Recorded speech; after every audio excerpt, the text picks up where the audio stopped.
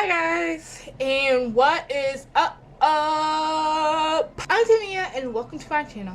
And if you're new here, you should totally subscribe. But today I am doing a fall book recommendation. I have a list here. Some I have right here, and some I haven't bought yet, but I plan to.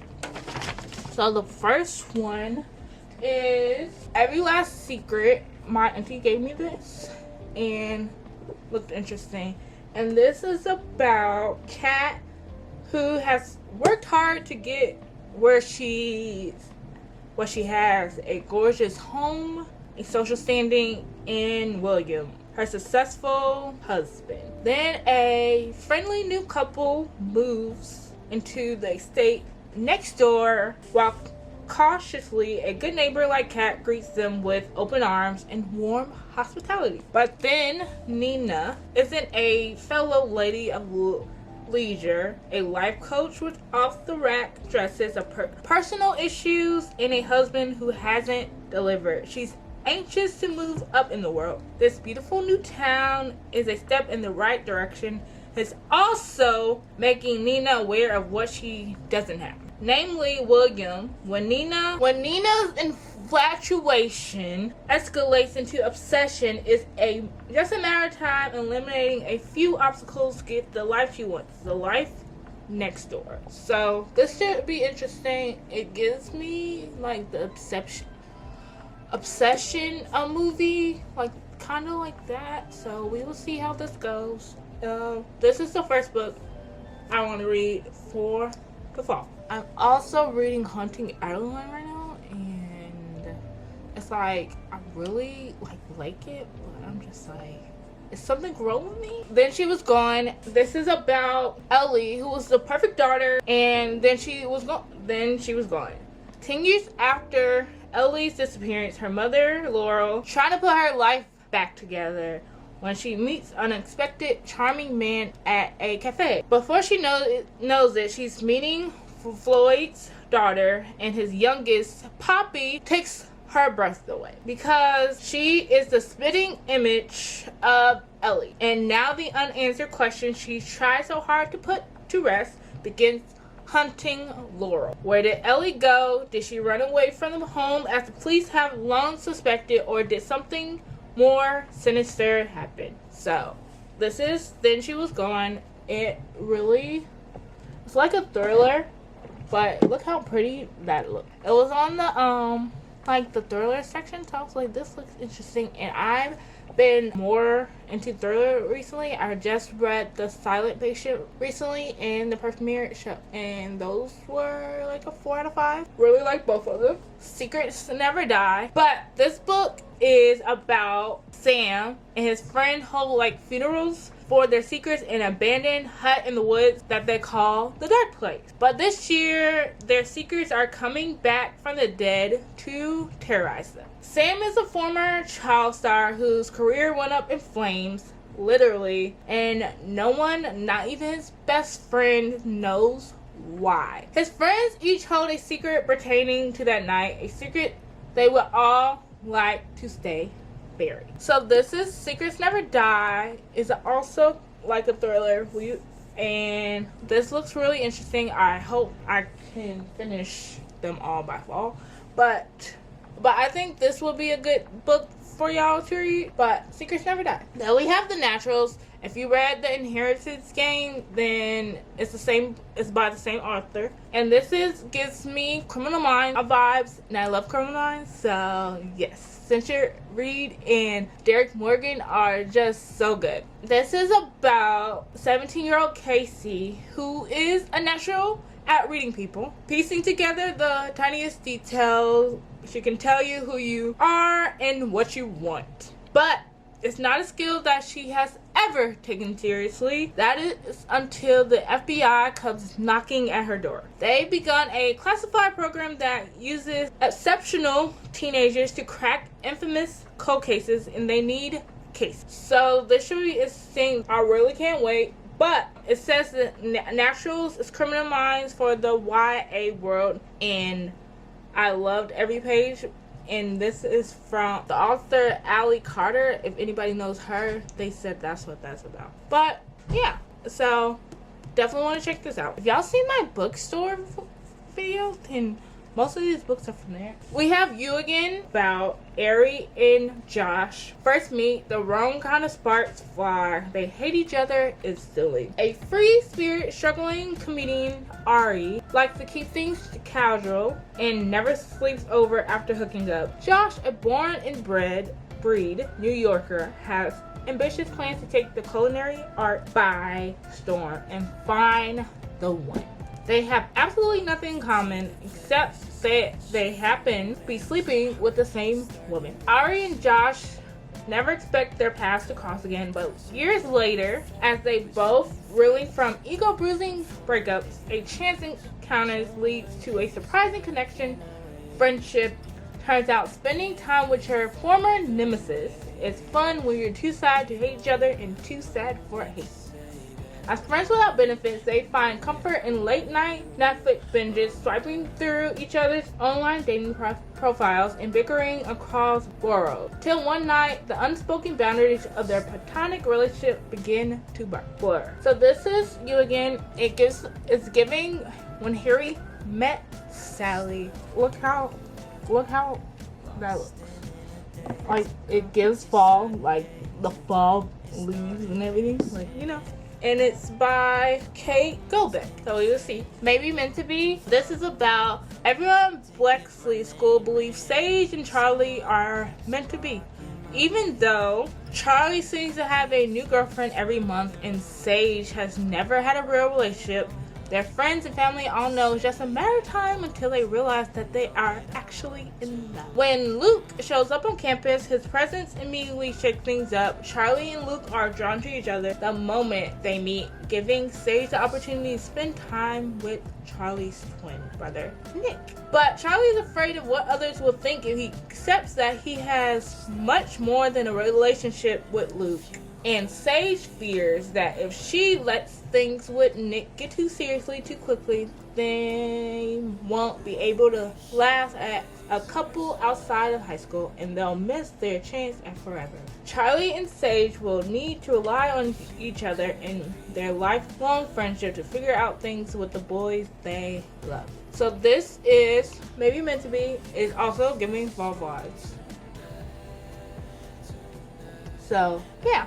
But I hope this is good. The list of things. Okay, this is about despite being in a hate relationship with the thought of romance in her own life, Cameron adores a fictional scent, rom-coms, romantic TV shows, and you name it. That doesn't stop her from living her life without connection or serious relationship. When the year is coming to an end, and Cameron is helping the university heartthrob football player with one last study session, she presents an opportunity that's just too good to turn down, but also way too good to be true. A list of romantic things that she thought could only happen on the big screen, and a charming quarterback willing to tick them off one by one to show her just how fun romance can be. This is The List of Things by Emma Miller. I think this is her first book, but yeah, whoever illustrated this is really nice. Like, look, it's so pretty. It's called Highly Suspicious and Unfairly Cute. It's another football romance. I was in my hockey era romance. Still love my little hockey boys, but we're getting in football. So this is about Brayley, and he's pretty much perfect. He's a star football player, manages OCD well enough, and comes out on top in all his classics, except the ones he shared with Celine. They used to be best friends until Brad decides he was too cool for conspiracy theory obsessed Celine and literally abandoned her for the popular kids table. At least that's how Celine sees it. These days, Brad hates her guts and the feeling is mutual. When Celine signs up for a 2-part survival course in the woods, she definitely doesn't expect to find Brad right beside her. Forced to work together for the chance to win the grand prize, Celine and Bradley must strew through not just mud and dirt, but their messy past. As this adventure begins them, brings them closer. They start to remember all the good parts of their history. So this is highly suspicious and unfairly cute. Also, side note, do you like on the Barnes and Noble's books? I don't know if it's you guys, but I can never get the sticker off. I tried to get it multiple times. Do you ever have that? But this is highly suspicious and fairly cute. Then I have this book. I had this for a while when I had Owlcrate. So had Owlcrate in like 2019. But I don't know what this is about. It's called The Haunting of Hill House. I definitely saw it at Barnes & Noble, but I don't know what it's about. So Haunting of Hill House is a 1959 horror novel by Shirley Jackson. And Hill House is a book that follows a group of 4 investigators who spend multiple weeks in a haunted house with a long, dark history, hoping to record supernatural phenomena. Hill House. The Haunting of Hill House. Like I said, I got this from Owlcrate.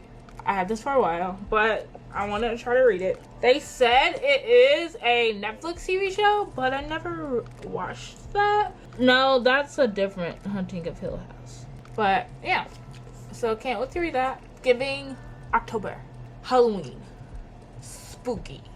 Yeah. Good Girls Bad Blood. I read Good Girls Guide to Murder, and I went to read the sequel. So this is about Pip, but she's not a detective anymore. With the help of Ravi, she releases a true crime podcast about the murder case they solved together last year. Though the podcast went viral, Pip insists that her sleuthing days are behind her. But when someone goes missing and the police won't do anything, Pip has no choice but to investigate. After all, Jamie Reynolds disappears on the very same night. The town hosts a memorial for the 6th year anniversary of the deaths of Andy and Sal. It has to be more than a coincidence.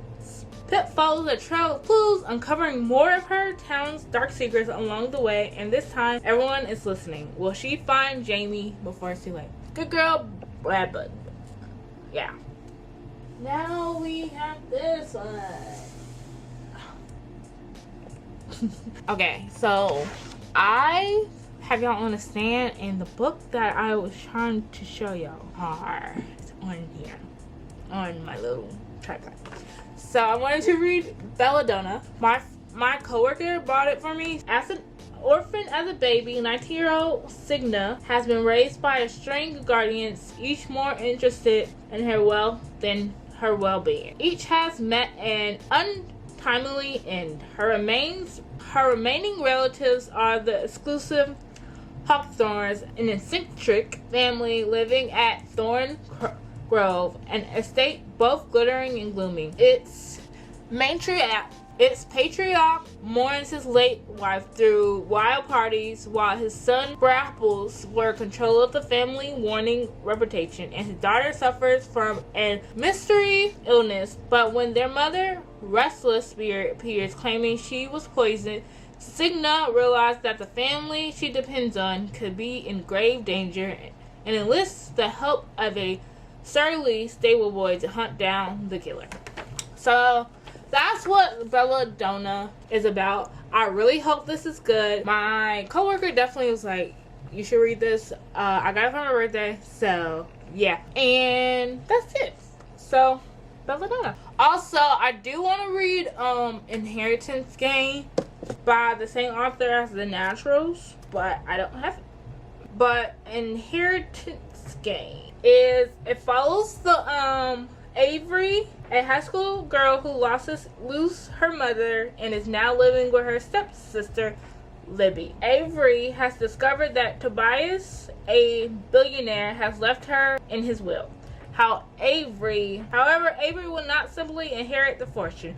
She must play Tobias' inheritance game. So that's what that book is about. I also want to read Harry Potter book number 2. I've never read all of the Harry Potter, so I wanted to do that. And Harry Potter Chamber of Secrets is about, it follows Harry's second year at Hogwarts School of Witchcraft and Wizardry, during which a series of messages on the wall of the school's corridors warned that the Chamber of Secrets has been opened and that the heir of Slytherin will kill all pupils who do not come from all magical families. So I want to read that. I also want to finish all of the Harry Potters because my friend said it's really good. But yeah, I want to read Twilight because I never finished it. Like, I stopped halfway through. Yeah. So this is about 3 things I was on the back it says about 3 things I was absolutely positive. First, Edward was a vampire. Second, there was a part of him and I didn't know how dominant that part might be, that thirst for my blood. And third, I was unconditionally in love with him. So that's what that. So I never read this. Want to read it. This is not a fall book for real, but I want to read it because I just got it. The Love Hypothesis. Think it's a fake dating trope. As a third-year PhD candidate, Olive doesn't believe in lasting romantic relationships, but her best friend does, and that's what got her into this situation. Convincing, how you say his name? Anha, that Olive is dating and well on her way to happily ever after was always going to take more than hand-wavy Jedi mind tricks. Scientists require proof, so like any self-respecting biologist, Olive panics and kisses the first man she sees. The man is none other than Adam, a young, hotshot professor in well-known ads, which is why Olive is positively floored when Stanford lab tyrant agrees to keep her charade a secret and be her fake boyfriend. So, Love Hypothesis. I never read anything of her, so we will see. Then we have Love Radio, and I got this for my birthday also. And this is, Prince is the guy with all the answers, or so it seems. At 6:17, he has his own segment on Detroit's popular hip-hop show, Love Radio, where he dishes out advice to the brokenhearted. Prince has always dreamed of becoming a DJ and falling in love, but being the main caretaker for his mother, who has multiple sclerosis, and his little brother means his dream will stay just that. And the only romance in his life are the ones he hears about from his listeners. Until he meets Danny. Danny isn't checked for anybody. She's focused on her plan. A senior year, scored a scholarship and moved to New York City to become a famous author. But her college essay keeps tripping her up, and acknowledging what's blocking her means dealing with what happened at that party a few months ago. And that one thing Danny can't do. When the romantic DJ meets the ambitious writer, sparks fly. Prince is spinning, but Danny's not looking to get derailed. She gives Prince just 3 dates to convince her that he's worth falling for. So, Love Radio. I want to read Ace of Spades. I heard it was good. It's about 2 private academy students, Devin and Shamaka, are selected to be part of the elite school's senior perfects. It's like their year has gone off to an amazing start. After all, only does it look great on a college application, but officially puts them in the running for valedictorian too. Shortly after announcement is made, someone who goes by Aces begins sending anonymous text message to reveal secrets about the 2 of them that turn their life upside down and threaten every aspect of their carefully planned future. So Ace of Spades, I wanted to read more. Get some black people in there. So yeah, Ace of Spades. Then we have the seven husbands of Evelyn Hugo. This is about a Holly icon. Evelyn is finally ready to tell the truth about her glamorous and scandalous life. But when she chooses unknown magazine reporter Monique to write her story, no one is more astounded than Monique herself. Determined to use this opportunity to jumpstart her career, Monique listens in fascination from making her way to Los Angeles in the 1950s to leaving show business in the 80s, and of course the 7 husbands along the way. Evelyn unspools a tale of rootless ambition, unexpected friendships, and a great forbidden love. But as Evelyn's story nears its conclusion, it's become clear that her life intersects with Monique's own in tragic and irreversible ways. So, Summon Hostess of Evelyn Hugo. Then, it's not giving fall, but guitar reminds me of fall.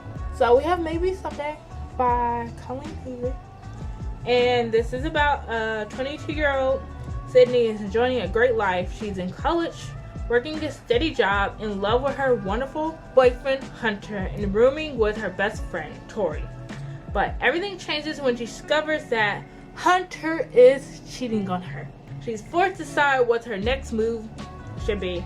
Soon, Sydney finds herself captivated by her mystery and attractive neighbor, Ridge. She can't take her eyes off him or listen to the passionate ways he plays his guitar every evening on his balcony. And there's something about Sydney that Ridge can't ignore either. So, maybe someday. So I have two more. And the first one is the X-Hex. And the X-Hex is a small town which is forced to make magic with the man who broke her, when his return sets a series of supernatural disasters in motion. 9 years ago, Vanine decides to get over the boy who dumped her in the only way she knew how, by putting a curse on him. So, that's what that book is about. That's a good book for the fall. Then we also have, I think it's by her again. It's called The Kiss Curse. If it's not by her, it reminds me. They look similar. That's probably what it is. So, The Kiss Curse is a witchy rom-com, and okay, so it is by the same person. It's a sequel to the X-Hex. So when Vivi Jones broke the hex she put on her now husband, Riles, she affected his family ancestry power that just happens to infuse her hometown, Graves Glen, Georgia. But that's what that book is about. So those are all the books that I think that's good for the fall that you could read. Well, that's been it of my fall book recommendations. I hope you liked it. Please give it a big thumbs up, and please subscribe down below. Bye guys. Peace.